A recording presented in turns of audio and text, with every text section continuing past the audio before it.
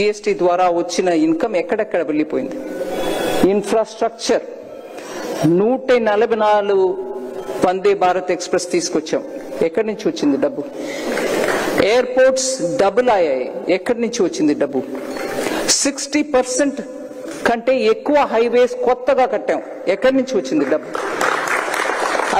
అదే రకంగా defence sector లో ఎక్స్పోర్ట్స్ ఇంక్రీజ్ అయింది 34 టైమ్స్. ఇవాళ మన డిఫెన్స్ ప్రొడక్ట్స్ బయట దేశానికి వెళ్తున్నాయి. దానికి కావాల్సిన ఇన్ఫ్రాస్ట్రక్చర్, డిఫెన్స్ కారిడార్, స్టార్టప్స్ కి అక్కడ ఇన్విటేషన్ ఇవ్వడం, వాళ్ళకి ప్రోత్సాహం ఇవ్వడం, టాలెంట్ ఫండ్ ప్రొవైడ్ చేయడం, స్టార్టప్స్ కి రిజిస్ట్రేషన్ టైం లెంత్ 10,000 crore ఇవ్వడం, అది ఎన్హాన్స్ అయ్యి ఇవాళ 20,000 crores వరకు పోవడం. ఎక్కడి నుంచి వచ్చింది డబ్బు? మనం చేసే జిఎస్టీ ట్యాక్స్ ద్వారానే వస్తుంది.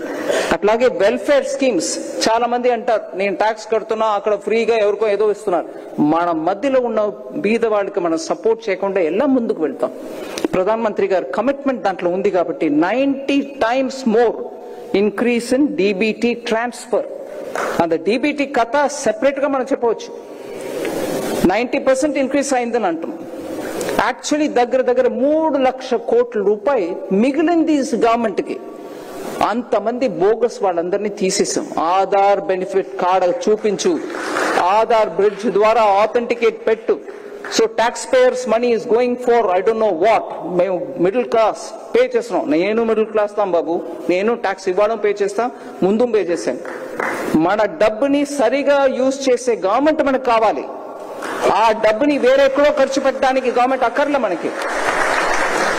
అట్లాగే మనం ఆ డబ్బు సరిగా యూజ్ చేసే గవర్నమెంట్ ఉండాలి. కాబట్టి ఆ డిబిటీ ద్వారా ఎక్కడెక్కడో పుట్టిన పిల్లలకి పోతున్నాయి, చచ్చిపోయిన వాళ్ళకి పోతుంది. ఇవన్నిటిని కరెక్ట్ చేసి 3 లక్షల కోట్ల రూపాయలు దాంట్ నుంచి మినహాయించాం. We saved it back. Fraud account కి వెళ్ళడాన్ని ఏ నాడు పిఎం గారు ఒప్పుకోరు, అందువల్ల అది మిగిలింది. గరీబ్ కళ్యాణ్ మీకు తెలుసు 25 crore అవుట్ ఆఫ్ పావర్టీ. 25 కోట్ల జనాన్ని పావర్టీ నుంచి తీసి బయట తీసుకొచ్చాం. They are no longer poor, they are aspirational middle class, but maybe at the bottom rung. వాళ్ళకి కూడా మనం ఫెసిలిటీ చేసి ఇవ్వాలి. స్టార్టప్స్ మీకు తెలుసు 350 ఉండే స్టార్టప్స్ ఇవాళ 1.5 lakh స్టార్టప్స్ ఈ దేశంలో ఉన్నారు. Visakhapatnam has very good number of startups who are doing excellent work. So ఒక్కసారి కంపేర్ చేసి చూస్తే ట్యాక్స్ టెర్రరిజం ఉండి 30% పైన ట్యాక్స్ కలెక్ట్ చేసే రెజీమ్ పోయి యూపీఏ ఇవాళ మీకు pro people lower tax second generation GST తీసుకొస్తున్నాం. సెకండ్ జనరేషన్ జిఎస్టీ తీసుకొస్తున్నాం. జనాల్లో మంచి వెల్కమ్ ఉంది అని అన్న వెంటనే ఆపోజిషన్ పార్టీలు ఉన్న వాళ్ళు అప్పుడైతే నువ్వు ఒప్పుకుంటున్నావా 8 సంవత్సరాల నుంచి హైయర్ రేట్ ఆఫ్ ట్యాక్స్ జనాన్ని ఎక్స్‌ప్లాయిట్ చేస్తున్నావని అని ఒక ప్రశ్న అడుగుతున్నారండి. 8 సంవత్సరం ఒక్క కంట్రీ ఒక్క ట్యాక్స్ చేసి యాక్చువల్ అప్పుడు 2017లో తీసుకొచ్చిన స్ట్రక్చర్ ఏంటి?